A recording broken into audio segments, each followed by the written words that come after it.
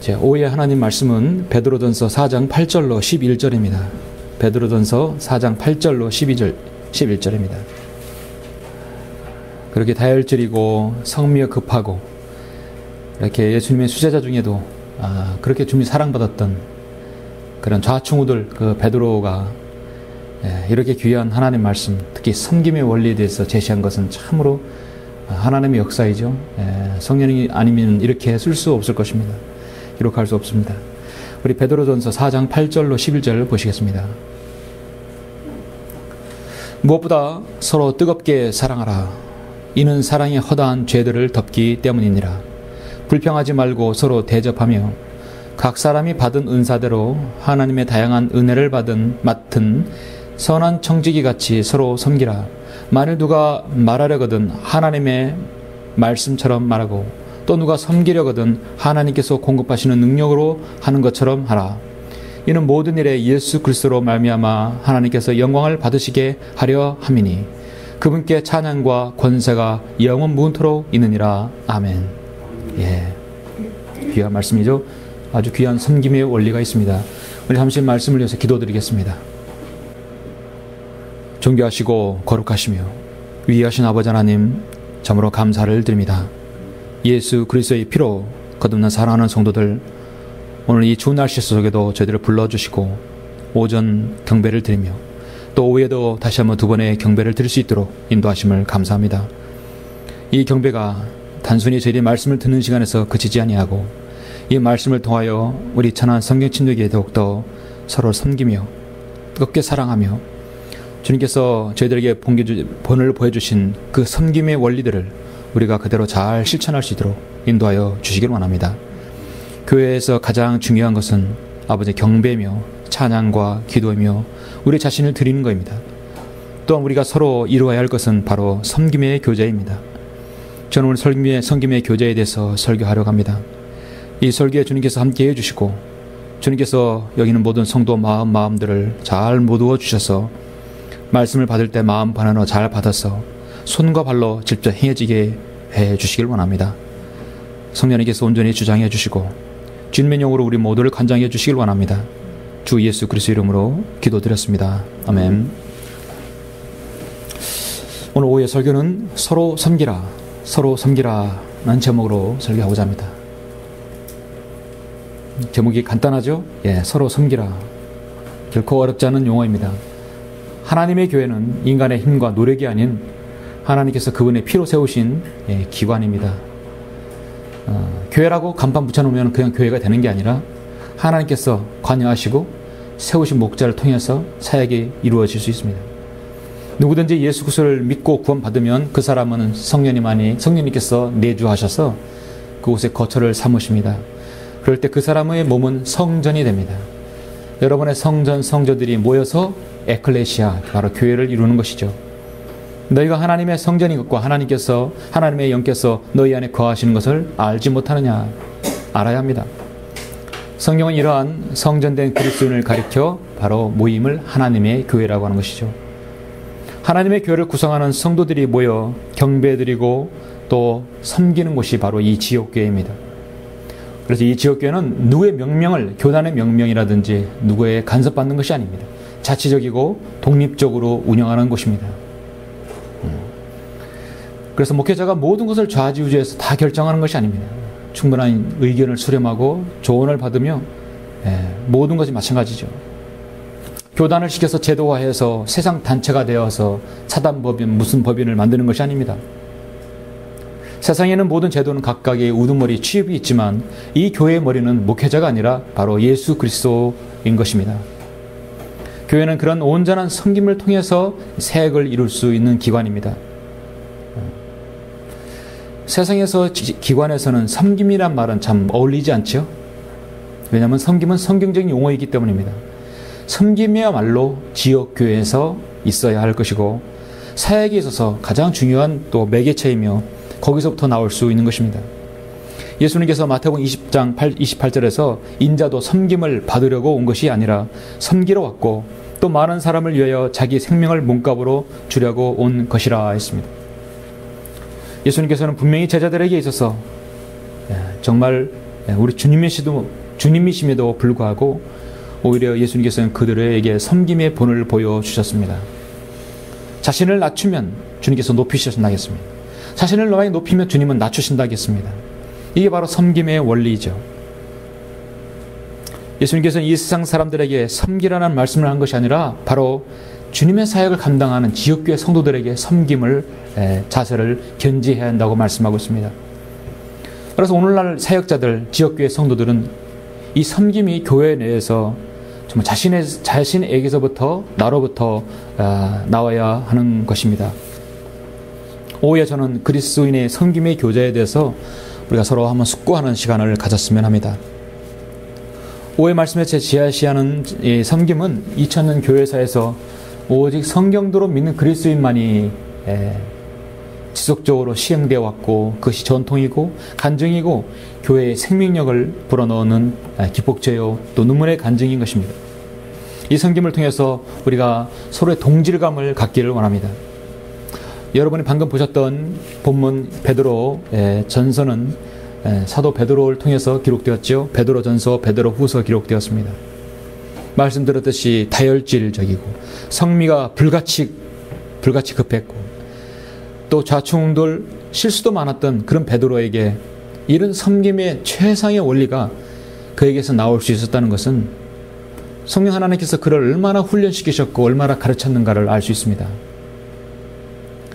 본문은 선한 청지기에 대해서 말씀합니다. 그것도 다양한 은혜를 받은 선한 청지기라고 말씀합니다. 사도 베드로는 베드로 전서에서 로마 제국의 박해로 지금 여러 가지 시험과 환난 가운데서 당하는 그 성도들에게 하나님의 말씀으로 일을 합니다. 심지어 복음을 전하다가도 사랑하는 자들아 너희를 연단시키는 불같은 시련에 관하여 너희에게 어떤 이상한 일이 일어나는 것처럼 이상하게 여기지 말고 도리어 너희가 그리스도의 고난에 참여하는 자들이 되는 것이니 즐거워하라 했어요. 참으로 이루와 소망과 힘을 주는 말씀입니다. 베드로후서는 정말 주님의 재림에 대해서 소망을 갖게 하고 베드로전서는 이루와 힘을 갖게 하죠. 마무리 마지막에 가까웠다는 것을 항상 기억하고 정신을 차리라 하고 있습니다. 그러고 나서 8절부터 무엇보다 서로 뜨겁게 사랑하라. 이는 사랑이 허다한 죄들을 덮기 때문이라 말씀합니다. 오늘 본문에서는 선한 청지기가 서로를 섬길 때 어떻게 섬겨야 되는 것에 대해서 말씀합니다. 성경에는 섬김에 대해서 말씀하는데요. 신약성경에는 섬김은 두 가지 섬김입니다. 크게 예수님께서 공생의 사역을 시작하기 전에 광야에서 40일 동안 시험을 당하실 때 주님은 마태복음 4장 10절에서 말씀하십니다. 사탄아 여기서 물러가라. 기록되었을 때 너는 주 너의 하나님께 경배하고 오직 그분만을 섬기라 하였느니라. 자, 섬김의 대상은 첫 번째 하나님입니다. 자신을 구원하신 하나님이에요. 그래서 오직 그분만을 섬기라. 오직 하나님만을 섬기라. 사도 베드로도 로마서 12장 21절에서 이 일에는 게으르지 말고 영 안에서 열심을 내며 주를 섬기라. 주를 섬기는 것이에요. 첫 번째 주를 섬기라. 두 번째 섬김의 대상은 바로 내 앞에 내 뒤에 있는 성도를 섬기는 것입니다. 각 사람이 받은 은사대로 4장 10절에 보니까 하나님의 다양한 은혜를 맡은 선한 청지기같이 서로 섬기라 했습니다. 갈라디아서 사도 바울도 5장 13절에서 형제들아 너희가 자유회로 부르심을 받았으니 그 자유를 육신을 위한 계기로 삼지 말고 사랑으로 서로 섬기라. 섬기는 것은 첫 번째 하나님을 섬기는 것이고요. 두 번째는 바로 여러분 주위에 있는 성도를 섬기는 것입니다. 우리는 자기가 받은 은사를 가지고 주님을 섬겨야 합니다. 우리는 다 섬기는 사람들입니다. 섬기도록 부르심을 받았습니다. 불평하지 말고 서로 대접하며 각 사람이 받은 은사대로 하나님의 다양한 은혜를 받은 선한 청지기같이 서로 섬기라 했죠. 어떤 교회가 여러분은 강성한 교회라고 생각하십니까? 저는 강성한 교회는 물론 다 많이 참여하고 구령도 많이 하고 많은 영적 전쟁을 거치고 강성한 교회가 될 수 있습니다. 정말 강한 교회는 어떤 교회냐면 서로 섬김이 있는 교회가 저는 강한 교회라고 믿는 것입니다. 진정한 섬김의 원리를 실천하는 교회가 강한 교회요, 신실한 교회요, 주님께 사랑받는 교회입니다. 오늘 우리는 하나님의 말씀을 주의 깊게 고찰해 보면은 성도들이 하나됨을 이루는 데 있어서 섬김은 아주 무엇보다도 중요합니다. 저는 섬김의 그 원리에 대해서 서로 섬기라 하는 부분에서 세 가지 각도에서 여러분에게 제시를 하고자 합니다. 이것은 지금까지 제가 제시했던 부분에 있어서 섬김의 원리에서 전혀 다른 차원입니다. 그러나 성경의 하나님 말씀에 있는 그대로 말씀합니다.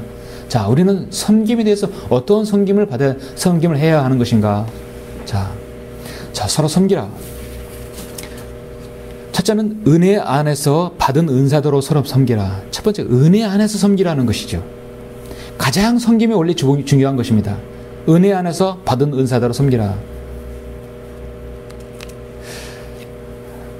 먼저 메인이 되는 베드로전서 4장 9절, 10절, 11절 자신 보시죠. 불평하지 말고 서로 대접하며 각 사람이 받은 은사대로 하나님의 다양한 은혜를 맡은 선한 청지기같이 서로 섬기라. 여러분 11절에 참 귀한 구절입니다. 만일 누가 말하려거든 하나님의 말씀처럼 말하고 또 누가 섬기려거든 하나님께서 공급하시는 능력으로 하는 것처럼 하라. 이는 모든 일에 예수 그리스도로 말미암아 하나님께서 영광을 받으시게 하려 함이니 그분께 찬양과 권세가 영원 무궁토록 있느니라. 아멘. 네. 우리가 섬길 수 있는 가장 중요한 매개체요 출발은 뭐냐면요, 내가 자신의 은혜를 입었기 때문입니다. 내가 다른 사람으로부터 은혜를, A라는 사람으로부터 은혜를 입으면 내가 그 받은 거를 A라는 사람이 갚는 게 아니에요. 물론 감사해야겠죠. 내가 받은 것을 또 그 은혜를 받아야 할 사람을 다른 사람에게 전달하는 것입니다. 섬김의 첫 번째는 은혜가 시발점입니다. 은혜가 시작되어야 되지. 은혜가 아니면 하나님 올바른 섬김이 시작이 되지 않습니다. 그러므로 우리에게 주어진 은혜에 따라 가진 은사들이 다르니 예언이면 믿음의 분량대로 예언하라겠어요. 로마서 12장 6절에서 말씀합니다.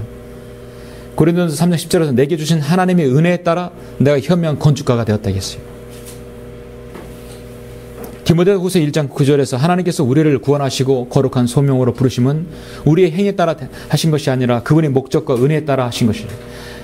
여러분이 하나님의 말씀을 읽고 준비하고 또 묵상하고 또 누구를 섬기려는 것은 가장 중요한 시발점은 하나님의 은혜입니다. 여러분이 하나님의 받은 은혜가 없으면 섬김의 원리가 잘못되는 것이죠. 공부도요, 진리의 말씀보다 은혜의 말씀이 먼저입니다.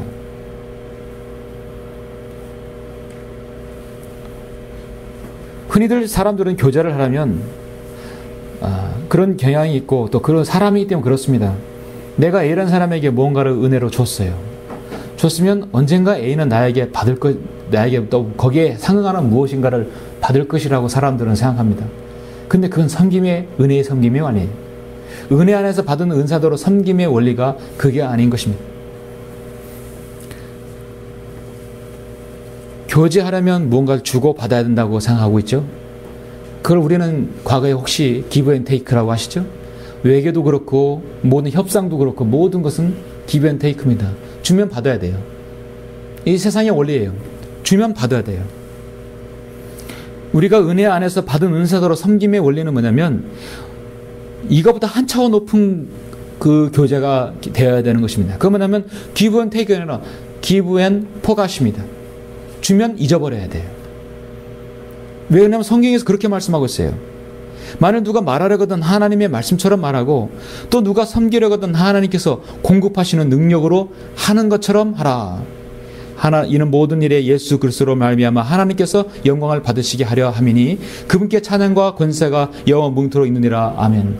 내가 무엇인가를 다른 사람에게 채우면요, 하나님께서는 하나님의 방법으로 그 사람에게 채워주십니다. 그러면 은혜를 받은 사람은 다시 하나님께서 은혜를 받은 걸 가지고 다른 사람에게, 부족한 사람에게 채울 수 있어야 되는 것이죠. 내가 누구에게 줬다고 해서 하나님이 공급하신 능력으로 하는 것인데 다시 그 사람이 무엇인가를 요구받으면 무엇인가 받을 걸로 생각한다면 그건 하나님의 공급하신 능력으로 하는 것이 아니죠. 하나님은 그 사람을 반드시 기억하십니다. 오전에 말씀드렸듯이 반드시 기억하는 그 성도는 하나님 방법으로 채워주십니다.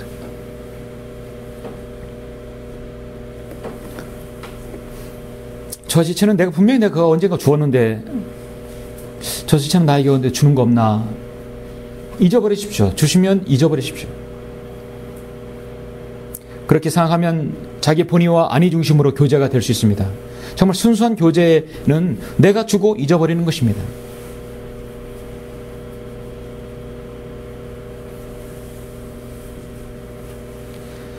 어제 성교 주간에 교제하면서 어떤 지체가 무엇인가를 저에게 주었어요. 제가 감사하라고 했는데 난 모르는 일입니다. 난 몰라요. 싹 잡아 떼더라고요. 사실 주었는데 저는 받았는데 전 감사 인사를 하게 되잖아요. 난 몰라요. 난 몰라요. 알면서도 몰라요. 잊어버리는 것입니다. 만일 누가 말하려거든 하나님의 말씀처럼 말하는 것. 누가 여러분의 권면하는 것이면 여러분 생각이 아니라 하나님께서 권면하는 것처럼 하나님 말씀의 근거에서 해야 되겠죠. 누가 섬기려거든 하나님께서 공급하신 능력으로 하는 것처럼 알아요. 그러면 결국 자기가 개입돼서는 안 되는 것이에요. 하나님께서 나를 통하여 주셨다고 생각하십시오.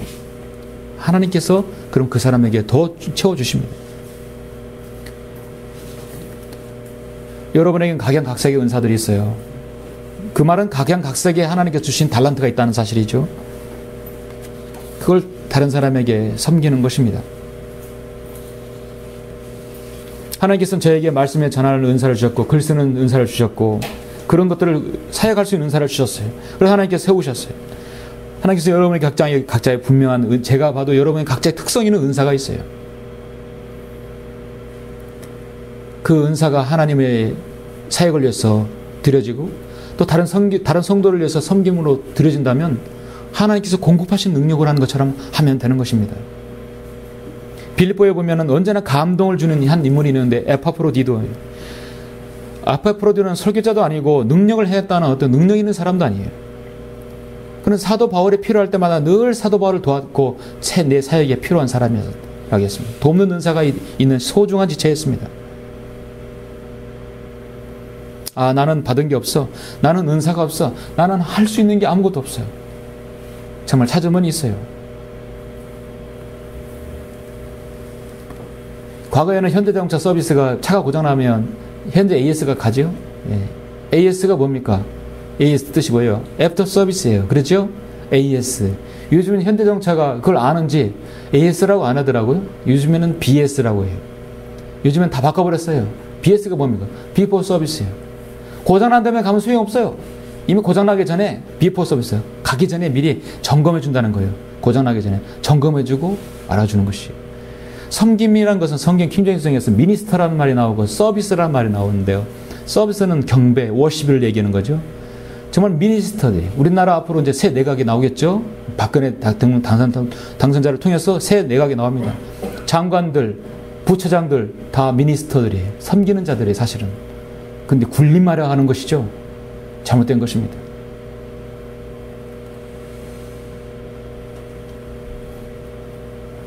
여러분이 식당에 가서 종업원이 딱 앉았는데 물부터 갖다 드리고 메뉴는 뭘로 할 것인가를 차근차근 물어야 되는데 앉았는데 종업원이 진짜 꺼다는 보리자루처럼 보고 오지도 않고 그래봐요. 여러분 식당에 거기서 음식을 먹겠습니까? 무슨 서비스가 일어나고 그랬죠? 서비스라는 것은 고객이 뭘 원하는지 미리 가서 탁 주문을 받고 불편한 점이 없는지 찾아가는 것이에요. 서비스라는 것은 이미 다 이루어진 다음에 가는 게 아니라 이미 미리 찾아가서 무엇이 어떤가 찾아가는 것이에요. 정말 우리의 섬김은요, 애프터가 아니라 그 전에 우리가 가진 은사가 다른 사람에게 어떻게 드려질 것인가, 다른 성도에게 어떻게 도움이 될 것인가를 알아보는 것이죠. 우리는 서로 섬김을 통해서 상대방은 장미꽃이 되면 나는 안개꽃이 돼야 되는 거예요. 장미꽃은 안개꽃이 딱 되면은 안개꽃이 장미꽃을 딱 돋보이게 해주잖아요. 어제 연주회 보셨죠? 콘트라베이스는 없었지만 바이올린이 된다면 바이올린이 있으면 밑에 첼로나 비올라가 다 바이올린의 고음을 받쳐주는 것이에요. 거기에 콘트라베이스가 있으면 더 그 바이올린을 돋보이게 하는 것입니다. 당신은 주연이고 나는 조연이 되겠습니다. 그게 바로 섬김의 원리가 되는 것이죠. 그 바로 은혜가 있어야 되는 것입니다. 서로 섬기라. 두 번째는 원리는 무엇입니까? 진리 가운데 서로 섬기라 하는 것입니다. 진리 가운데 서로 섬기라. 여러분의 은혜대로 주님을 섬겼으면 그 다음에 진리에 입각해서 섬겨야 합니다. 우리 갈라디아서 5장 13절을 한번 보시겠습니다. 갈라디아서 5장 13절을 보시죠. 자, 두 번째 저는 섬김의 원리, 진리 가운데 서로 섬기라. 그럼 첫 번째하고 은혜하고 어떻게 다릅니까? 예. 은혜 가운데서 섬겼다면 두 번째는 진리가 섬겨야 합니다. 여러분의 진리가 섬긴다면 먼저 자유로 부르심을 받은 사람들이에요. 여러분 진리로 자유함을 얻은 사람들입니다. 5장 13절, 14, 15절 보시면 형제들아 너희가 자유로 부르심을 받았으니 그 자유를 육신을 위한 계기로 삼지 말고 사랑으로 서로 섬기라. 온 율법이 한마디 말, 즉 이 말로 이루어졌으니 내 이웃을 내 자신과 같이 사랑하라는 것이라. 그러나 만일 너희가 서로 물어뜯고 삼킨다면 서로 멸망하지 않도록 주의하라. 진리 가운데 있는 성도의 교제는요, 정말 수준 높은 교제입니다. 우리가 은혜대로 해서 모든 것은 다 아멘 아멘 하는 것이 아니라겠죠. 순종도 여러분 진리 가운데 순종해야 되고요. 교제하는 것에서도요, 상대방의 분별력을 가지면서 교제해야 합니다. 우리의 교제는요, 진리 가운데 있는 교제예요. 상대방이 진리에 익숙하지 않는 말이라든지 어떤 그 부분에서 우리가 다 아멘하는 사람들이 아니죠. 자신의 영달을 위해서, 자신의 어떤 목적을 위해서 육신이라는 계기로 목적으로 하게 되면 그런 것을 분별해야 한다는 것입니다. 자유함 가운데 있는 성도의 교제는요, 진리 가운데 있는 교제예요. 그런 성도가, 이런 은혜와 진리 가운데 있는 성도가 있을 때 그런 성도의 교제는요, 참으로 다른 사람이 아무리 어렵고 힘든 교제를 할지라도 그 교제를 원활하게 할 수 있는 사람입니다. 지역교회 성도는, 성숙한 성도는 어떤 성도인가? 은혜 가운데 섬기고 진리에 입각해서 교제를, 섬김을 리드하는 사람이 되어야 하는 것입니다. 바로 자유회로 진리 가운데서 부르심을 받은 사람들. 너희가 자유로 부르심을 받았으니 그 자유를 육신이 하는 위한 계기로 삼지 말고 사랑으로 서로 섬기라. 바로 진리 가운데 섬겨야 합니다.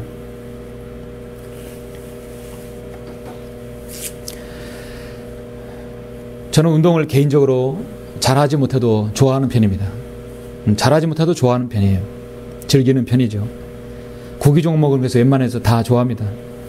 사실 나이가 40 넘어서부터는 이제 이렇게 몸도 마음도 예전 같지는 않아요. 물론 20대하고 마음은 20대지만 몸은 그렇지 않습니다. 시간이 지나가면서도 건강을 생각해야 되니까 운동을 해야겠다고 마음을 먹고 시작한 것이, 저는 탁구를 시작했어요. 올해는 지금 이제 1년 8개월 돼갑니다. 한 2년 됩니다.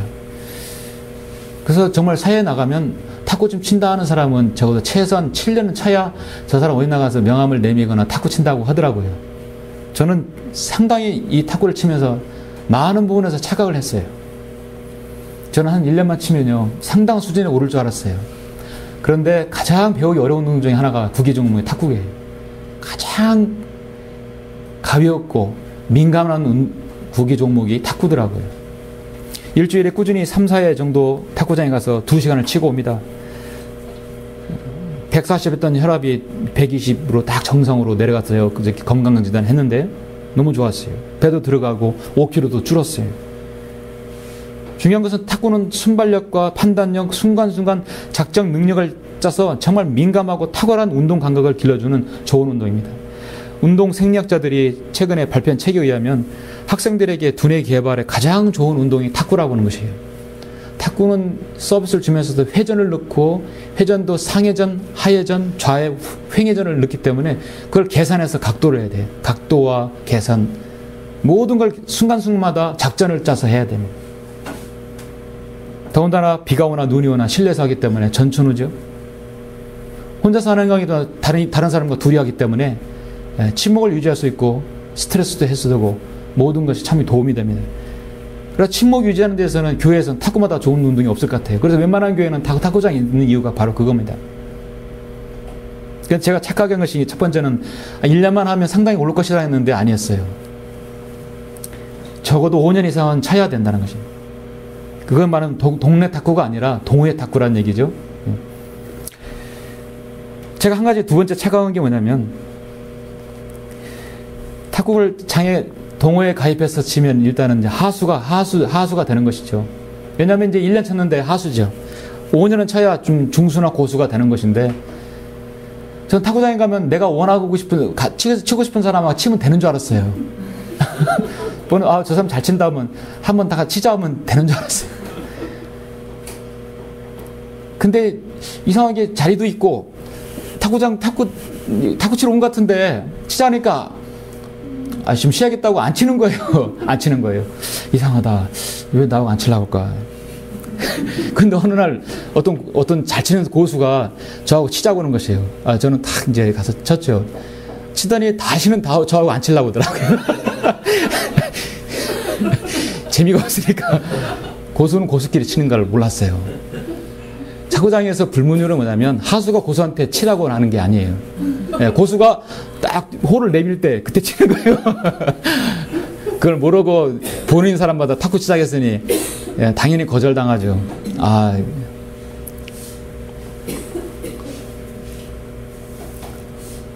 그래서 저는 그거는 원래 여기 있는 불문율이구나. 그래서 탁구장에서는 세상에 직업 아무 소용이 없더라고요. 거기서는 탁구 잘 치는 사람이 왕이에요. 그 말이 법이고 그 말이 곧 거기에 규칙이에요. 규칙이 되더라고요. 스포츠가 이거구나. 고수가 치자고 하지 않으면 그 사람은 고수가 생전 칠 수가 없어요. 하루는 어떤 주부가 와서 정말 초보죠. 근데 주부가 오면 애매한 것이 이 주부하고 쳐줄 사람이 없다는 것이죠. 그럼 우리는 저로 한 2년 정도 이렇게 레슨도 받고 이렇게 하는데 한번 쳐주실까요? 하면 치면요 고맙죠. 되게 좋아합니다. 좀 칠 줄 아는 사람이 딱 이렇게 홀을 딱 내밀면 되게 좋아해요. 얼마나 정말 감사하게 친다고요. 근데 같은 그분은 얼마 치셔도 고수한테 함부로 치자고 할 수 없는 것이 바로 탁구장이었다는 걸 나중에 알았습니다. 근데 우리가 이 교제에서 누가 성숙한 교제가 되는 것인가? 우리는 저 성도가 이제 얼마 안 돼서 연약하구나. 이 성도는 또 얼마 안 돼서 아주 성경을 잘 모르는구나. 여러분은 어떻습니까? 모른다고 해서 여러분 아직 제껴놓습니까? 우리는 더 알면 알수록 그 사람하고 교제를 해야 되는 것이에요. 사실 영적인 부분은 우리가 외곽으로 보이진 않지만은 교제에 보면 금방 알 수 있죠. 딱 치다가 5분만 치면 이 사람이 고수인지 중수인지 다 알 수 있어요. 탁구는 5분만이면 다 알 수 있어요. 우리 교제도 그렇죠. 몇 번의 교제를 하게 되면 이 형제가 어느 정도 영적인 걸 가지고 있거나 성경을 어느 정도 알고나 알 수 있어요. 그럼 누가 리드를 해야 합니까? 하수가 합니까? 고수가 합니까? 잘 인도해야 되겠죠. 연약한 지체는 또 언제든지 먼저 온 성도에게 같이 교제 좀 하자고 할 수 있는 것이 바로 교회인 것입니다. 성숙한 지체가 나는 성숙한 지체니까 저 사람하고 교제하면 안 된다 그런 게 아닙니다. 오히려 성숙한 사람에서 더 다가가야 되는 것이에요. 그리고 세상에는 이런 스포츠계는 전혀 다르죠. 내가 저 교회에서 경륜이 되고 더 많이 좀 알고 배웠다고 한다면 더 낮아지는 자세로 교제해야 해요. 그래서 그 사람을 끌어올려서 세워줘야 되는 것입니다. 그래서 저는 꾸준히 해서 한 5년 더 해가지고 상당한 수준에 오르면 그걸 철폐하려고 합니다. 그래서 복음을 전하는 방향으로 이렇게 생각하고 있습니다. 언젠가는 그렇게 되겠죠. 서로 섬기라. 세 번째는 중요한 것은 은혜 가운데 섬기고 진리 가운데 섬긴다 한다면 두 번째는 고난 가운데 서로 섬기라 하는 것이죠. 은혜와 진리 또 다른 면이죠. 바로 고난 가운데서 서로 섬기라. 즉 고난의 교제 가운데 있으라는 것이죠. 여러분 빌립보서 3장 9절에 한번 보시죠.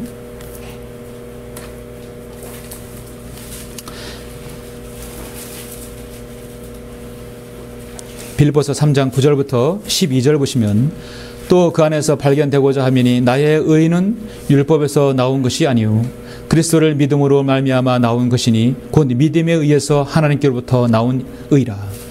이는 내가 그를 알고 그의 부활의 능력과 그의 고난의 교제를 알아 그의 죽음의 본을 따르려 함이며 어떻게 해서든지 죽은 자들의 부활에 이르려는 것이라. 내가 이미 이르렀다 함도 아니요 이미 온전해졌다 함도 아니라 다만 나는 붙잡으려고 쫓아갈 뿐이라. 나 역시 그것을 위하여 그리스도 예수께 붙잡혀 있노라.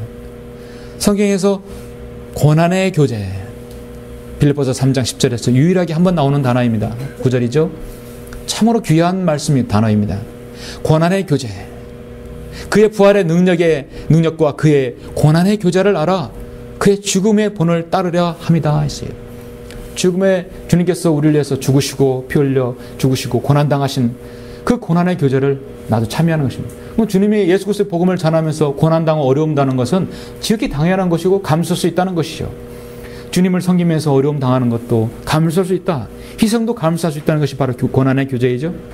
더군다나 성도를 서로 섬기면서 내가 좀 힘들고 내가 좀 손해가는 것 같아도 교제에 참여하는 것입니다. 성경의 많은 부분에서 성도와 성도 간의 교제에 있어서는 우리가 고난의 교제가 있어야 되는 것입니다. 그리스도인의 교제는 고난의 교제를 가지고 있는 사람들입니다. 하나님의 세액을 위해 수고하고 역경을 같이 헤쳐나가는 사람들입니다. 그리스도인의 교제는 믿음의 교제를 가지고 있는 사람들이에요. 서로를 신뢰하고 믿고 따르는 사람들입니다. 다른 성도는 열심히 노력하고 열심히 수고하는데 나만 편하고자 한다면 고난의 교제에 참여하지 않는 것이죠. 디모데후서 1장 8절에 보니까 고난의 동참자가 되라고 분명히 주님은 말씀하시고 있습니다.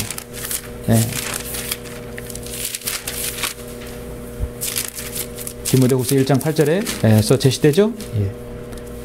그러므로 너는 우리 주의 증거나 그의 제수된 나를 부끄러워하지 말고 하나님의 능력에 따라 복음을 위하여 고난의 동참자가 되라.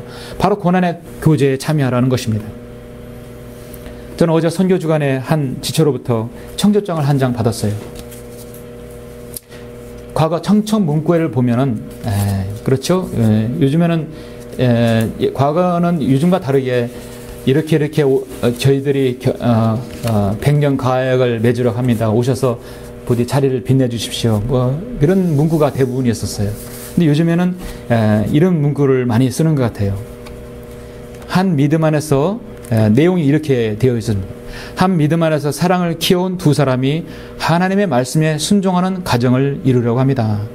주님 다시 오시는 날까지 한 몸, 한 마음으로 살자는 약속. 이 아름다운 약속의 날 오셔서 사랑의 증인이 되어 주십시오. 핵심적인 건 뭐냐면 증인이 되어달라는 얘기예요. 여러분이 증인이 되어달라는 것이죠. 어떤 청첩장을 보니까 이런 문구도 있더라고요. 비슷하더라고요. 사랑함으로 결혼합니다. 시간이 지나면 이 마음이 약해질 수 있겠지요. 하지만 변치 않을 사랑을 맹세합니다. 여러분이 오셔서 이 맹세의 증인이 되어 주십시오. 저희 마음이 흔들릴 때 야단쳐 주세요. 이 맹세의 증인이 되어달라. 조금 전에도 이 약속의 증인이 되어달라. 여러분의 증인이 되어달라는 것이에요. 베드로전서 5장 1절에서 내가 너희 가운데 있는 장로들에게 권하노니 나도 장로된 자요 그리스도의 고난의 증인이라 했어요. 고난의 증인이며 또한 장차 나타나게 될 영광에 동참하게 될 자라. 자, 고난의 증인이라는 얘기는 내가 그걸 보았고 나도 거기에 참여할 것이라는 것이죠. 고난 가운데서 서로 섬기는 것은 서로 고난의 증인이 되는 것입니다. 이 자리에서 여러분이 천한 성경 침례교로 내가 회원이 되기를 원합니다. 나 이 회원이 되어서 주님을 섬기기 원한다 하면 여러분이 고난의 증인이 내가 되겠다는 것이죠. 여러분이 내가 고난 당해도 여러분 그 증인이 있어서 같이 기도하고 섬기자는 것입니다. 우리는 예수 그리스도 안에서 한 피로 구속받은 성도들이며 고난의 증인이고 고난의 교제를 하며 고난의 동참자가 되는 것입니다. 우리는 서로가 서로의 증인이 되어야 합니다. 여기서 약해지면 서로가 권면하고 사랑으로 다시 일깨워 줘야 하는 관계가 되어야 합니다. 사랑하는 성도 여러분, 우리 모두는 예수 그리스도의 위대한 갈보리 십자가의 그 구속의 은혜로 지역교회 안으로 들어와서 하나님의 교회라는 이 지역교회에서 가치 있는 생을 살며 주님의 부르심에 우리가 이렇게 응답해서 사역을 같이 이루는 동역자들입니다. 오전에 말씀드렸듯이 우리 사역의 짐은 서로가 나눠지는 것이죠. 혼자서 지려면 더 힘들게 됩니다. 우리가 가까이에서 서로 짐을 같이 나눠지면 질수록 우리의 고난의 짐은 가벼워지고 은혜와 진리 가운데의 섬김은 더 아름다운 섬김이 될 것입니다. 하나님의 교회는 아시다시피 하나님의 돌보심이 있고 하나님의 이루심이 있습니다. 그리고 거기에는 성도의 섬김이 반드시 있어야 합니다. 섬김이 없으면 냉랭한 사역이 되어버려요. 예.